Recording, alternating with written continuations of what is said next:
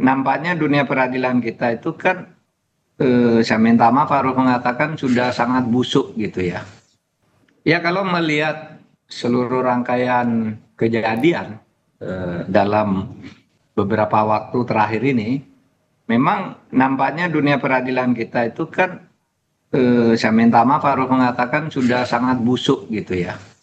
Di mana-mana selalu terjadi korupsi, terutama kalau menyangkut kasus yang korupsi. Jadi korupsi itu menimbulkan korupsi baru justru di pengadilan.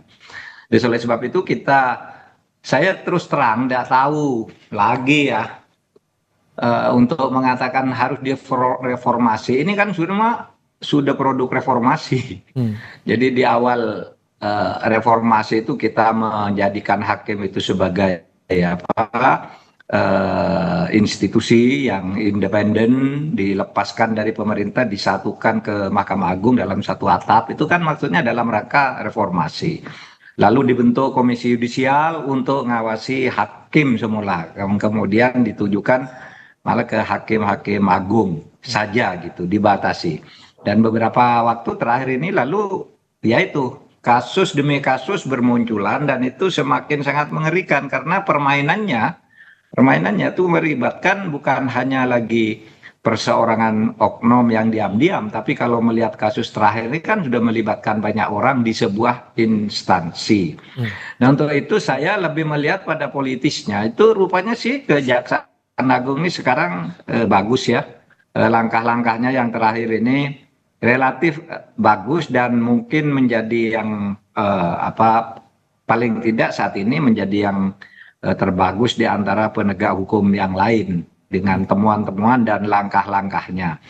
Meskipun sebenarnya kita tahu kalau Kejaksaan Agung itu diberi keleluasaan yang lebih gitu, saya kira lebih banyak lagi yang akan ditemukan. Karena saya melihat Kejaksaan Agung sendiri pada tahap tertentu tidak berani lanjut ya. Paling yang tertangkap pertama aja atau tertangkap tangan, lalu yang di atasnya lagi tidak dilanjutin.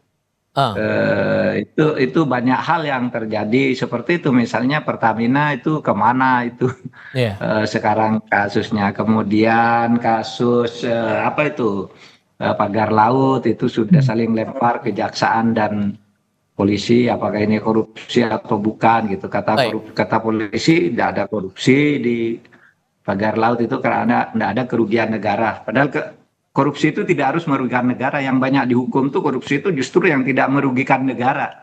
Misalnya ketua MK itu kan tidak merugikan negara, dia menerima uang dari masyarakat. Kemudian ada hakim, kalau tidak salah siapa yang dari Semarang, Hakim Agung yang baru ditangkap, tidak ada merugikan negara.